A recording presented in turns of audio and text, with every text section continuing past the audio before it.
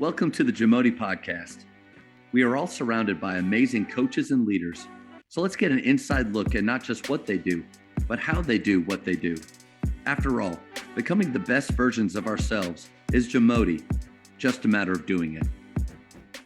Coaches, the Jamodi Podcast is powered by Shoot 360. The future of basketball has arrived in Dallas-Fort Worth. Shoot 360 combines the latest sports technology with the fundamentals of basketball skill development. The result is a one-of-a-kind video game-like basketball program designed to improve your shooting, dribbling, and passing. Visit shoot360dfw.com to learn more and register for your free 1-hour workout evaluation. Shoot 360, the future of basketball is here. I love getting to ask coaches what are some of the characteristics of great leaders or coaches, and I think it's really interesting to get to ask you this because of what you do. 298 weeks of talking to coaches. I'm pretty sure this has come up in some way before. So from you, what do you think are the characteristics of great leaders or coaches? It's a great question. And I there's always things you could talk about, expert in their sport, the motivator, the organizational piece. There's things that, I think you have to get off the ground and be a coach. But there's three things that I think of that separate coaches. And first one is really being a great communicator. I feel like that comes in different forms. There's the off the court piece, where you're working with, at the high school level, parents and teachers, and, also talking to your players and communicating with them.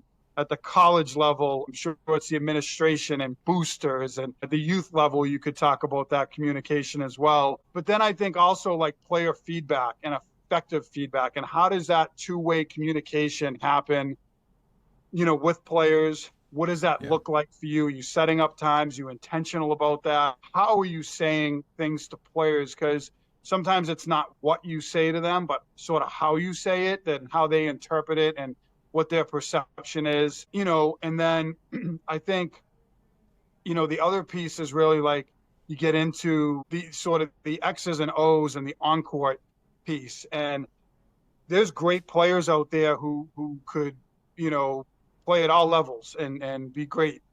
But sometimes they're not always the best coaches. Sometimes they are. And I think you have to be able to articulate the message and what your system is and what you're trying to do to players, depending on the level, whether it's youth, high school, college, professional. There's a way to do that. And I think the best coaches are able to communicate in a lot of different ways and do that effectively. I think the other thing, two things that come to mind, they sort of go together, is that growth mindset. You have to continue to grow. And I'll kind of get to that as I think about the next point, but you also have to preach that to your players and live it and show them that you have that mindset and instill that in them. You really have to continue to grow as a coach.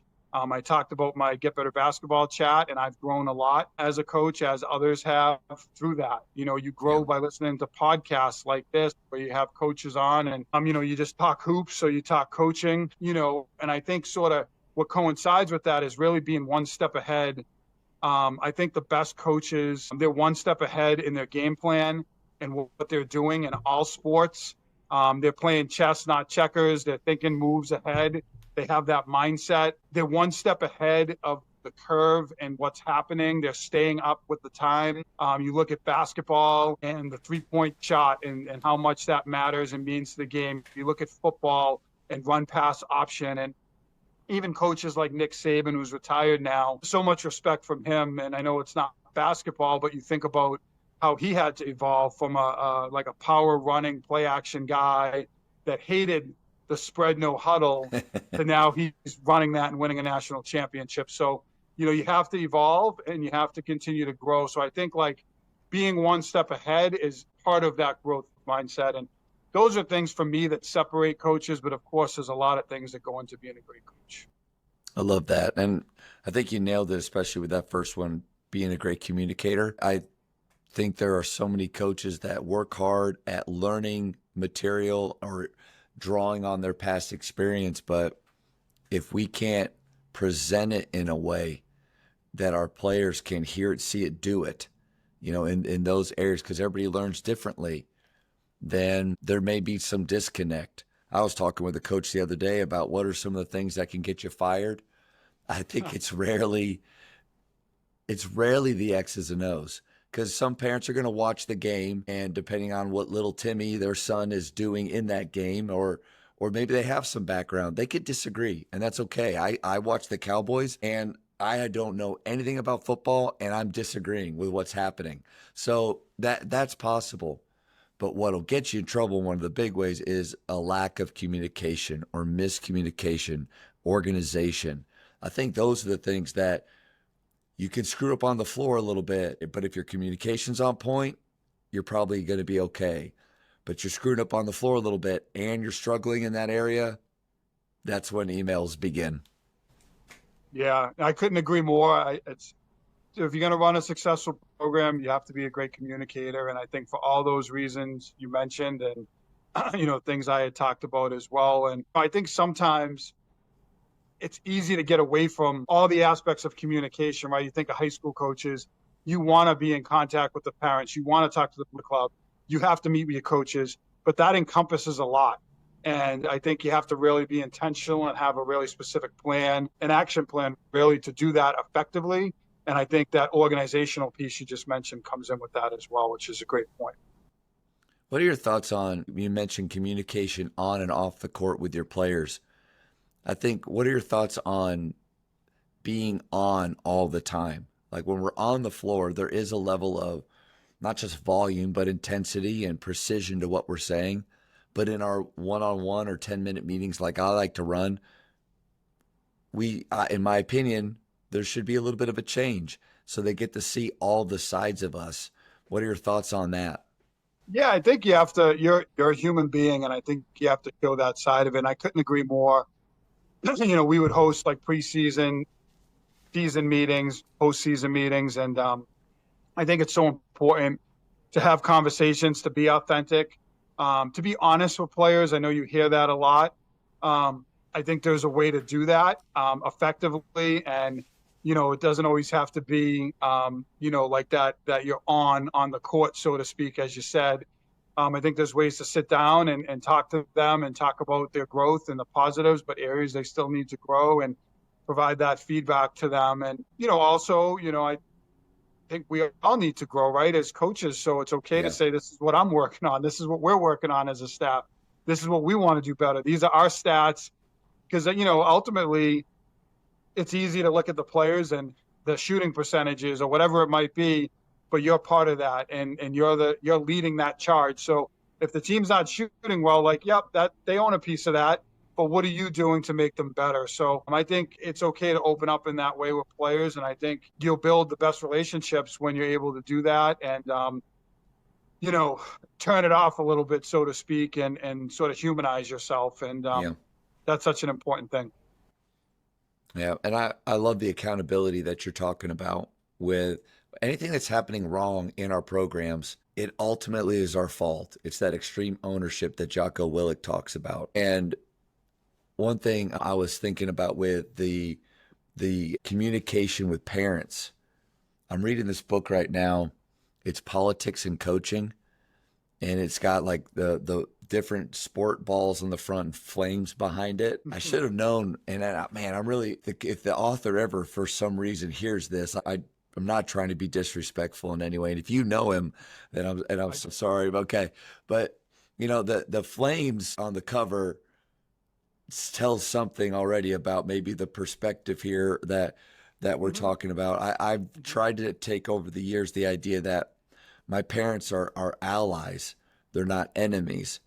But I do think I would recommend this book for I'm only halfway through. Maybe it changes, but I do think it's a good book to really measure yourself on, okay, this is what he's saying to do and he did. What do I do? And, there are a few things where I thought, okay, a couple golden nuggets. Like one was, he said, you need to identify your crazy parents before they identify you.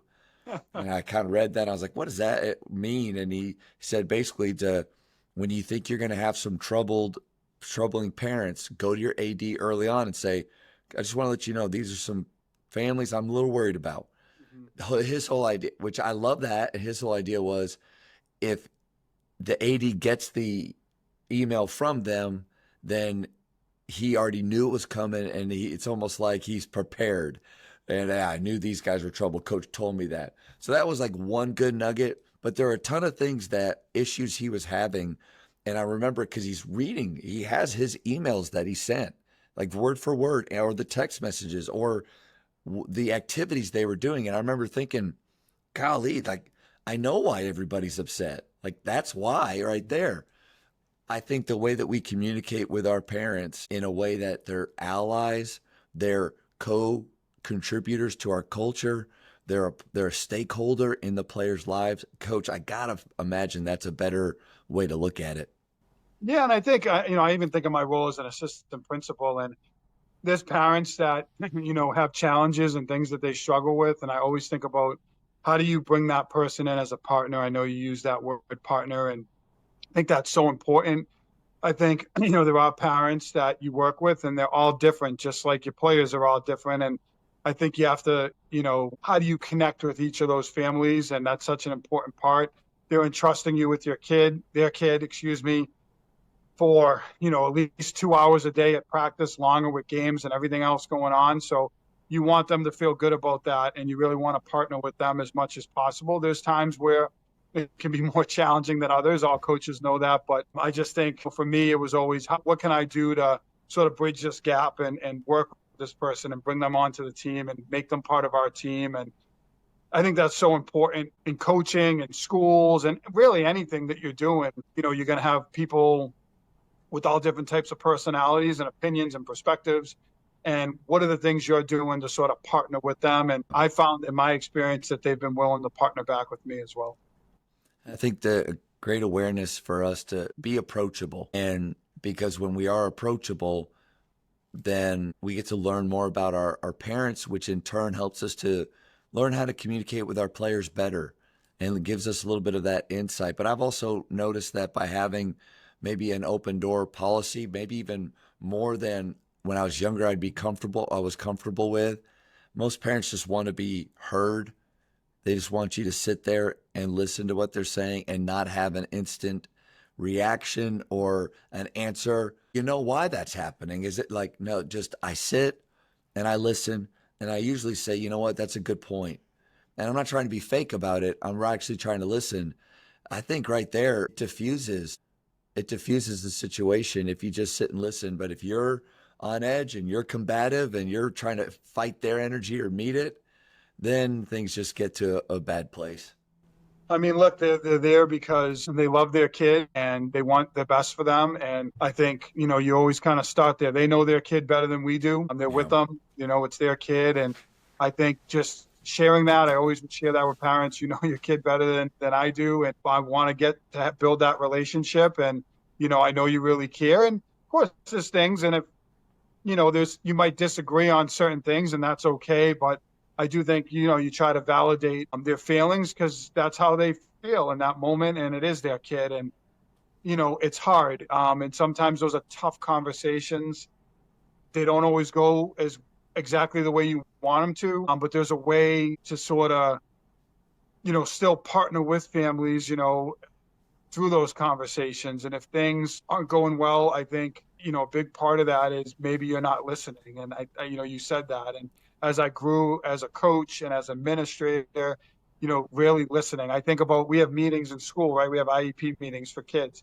First thing we do in every meeting is, what are the parent concerns and comments? First thing we do, we start with the parents. So I think that's like, for me, same thing when you're talking about coaching, like really hearing them out, giving them a chance to sort of clear the air and talk. And I find things go a lot better. So I think that's really important. And, just as you had shared. Coach, great point about we don't know their kids as well as they do. But I think without realizing it, sometimes I act like that. Like I act like just because I'm in the gym with them, that I do know them like that. And so at my fall parent meeting every year, I acknowledge that with them. And we actually do Zoom meetings now with all the programs because private school, not everybody lives around here. And I've noticed that since I started doing that with COVID, I get almost 100% of participation, where if I try to bring everybody up to the school and I get to record it. So if they miss, I can send it to them. A lot of good things, reasons for a Zoom parent meeting. But I tell them that acknowledge the fact that I don't know their kids as well as they do, but I do watch them train every day. So as far as them as a basketball player, I am learning more and more each day, and I feel like I can speak to that. But I think that's a good thing for coaches to let parents know that we celebrate and we respect the role that they play in their son or daughter's lives, and that we're not that. Thank you for checking out today's episode. Please take a moment to subscribe to this podcast, share it with your fellow coaches, and find us on social media for what's coming up next on the Jamodi Podcast. It's just a matter of doing it.